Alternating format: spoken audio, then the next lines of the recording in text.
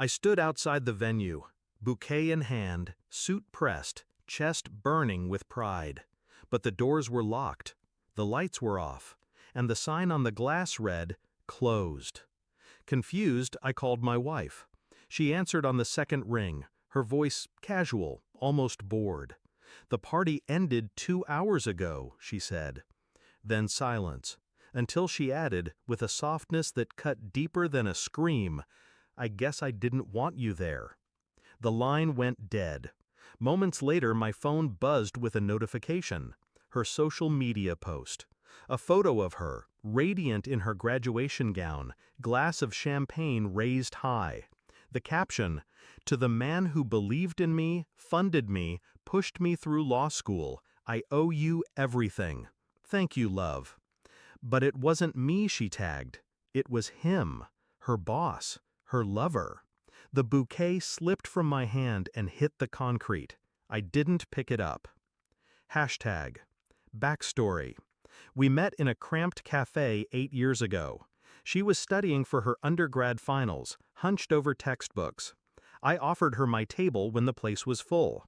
She smiled at me like I'd saved her life. That smile became my weakness. I paid for dinners when she was broke. I worked nights to cover her rent. When law school became her dream, I said yes, even though it meant draining savings and tying myself to loans. She used to tell me, "One day it'll all be worth it." I believed her, because that's what fools do. Hashtag. Discovery. The signs were there, the late nights at the office, the way her phone tilted away when I entered the room, the sudden perfume she didn't wear for me. But betrayal is a disease you don't diagnose until it's terminal. That night, when I stood outside that closed venue, staring at her post, I had no doubt. The infection had reached the bone. The shift. I didn't shout. I didn't drive to the restaurant and demand answers. I didn't beg her to choose me. No, I went home, sat in silence, and thought. Because grief is messy. But revenge? Revenge requires clarity. She had traded me for him, her office lover, the same man who came begging for investors 3 years ago when his promising startup was circling the drain. The man I rescued with my capital. 90%, that's the stake I bought. That's the leash I held. And he never even felt the collar tighten, until I decided to pull it. Execution. The first thing I did was cancel every card, every tuition autopay, every lingering loan she thought was magically vanishing. Her comfort evaporated overnight. Then the company. One signature, one wire transfer. I sold my 90% stake, 157 million worth. Not to a competitor, not to a friend, to a shark who'd been circling for years, waiting for blood.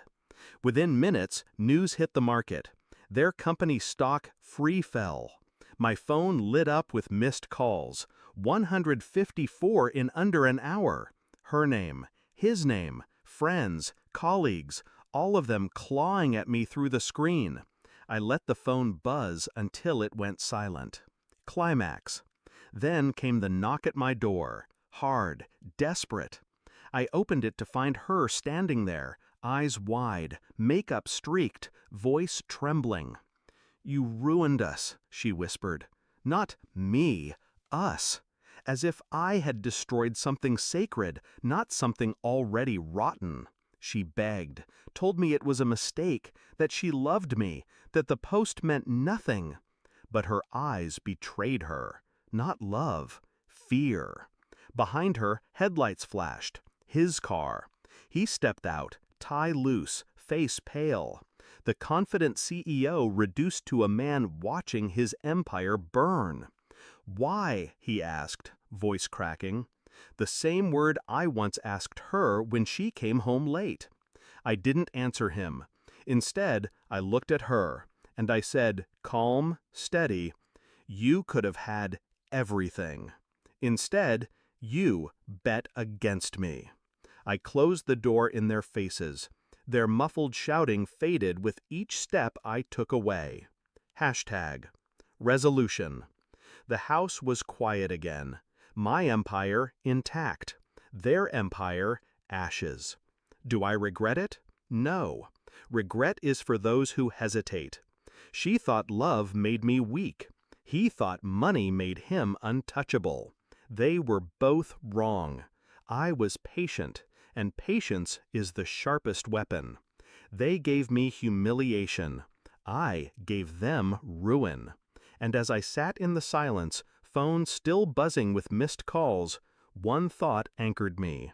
The party may have ended 2 hours ago, but my revenge had just begun.